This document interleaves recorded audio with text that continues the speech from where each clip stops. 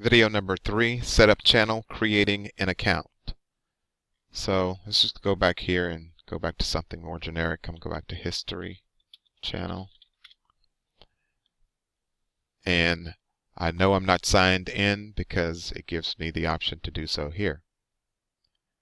So if I wanted to create an account, I would go to sign in, and then it's going to give me the option, because I'm already logged in, to add an account or create an account. So I will go to create an account here. I'll click on that. And I'm not going to fill out all of this because I don't want another one. But let me say this. If you have Gmail, you already have a YouTube channel, whether you like it or not. That's just the way it is. The G in Gmail means Google. And Google owns Gmail, and it owns YouTube. Here are some other things that you get when you're in your Google account. It's really a Google account, whether you're doing Gmail or whether you're doing YouTube or whether you're using Google Photos.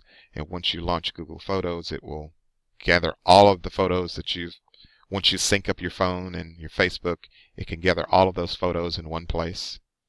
And you have Google Play here and Google Drive you can use for storing documents. So you will create an account, fill out the details, name, the email address you want to use. It's best to have a Gmail email because YouTube works much better when you're using Gmail. Create a password, confirm your password. Birthday, you can put anything you want to in here. Gender. It is important for you to put a mobile phone number, because if you forget your password or you need to access your account for some reason, they will text you and give you the information.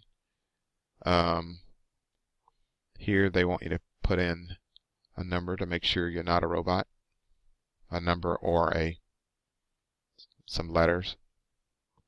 And then you agree to the terms and conditions and pretty much go through that process, and you create your account.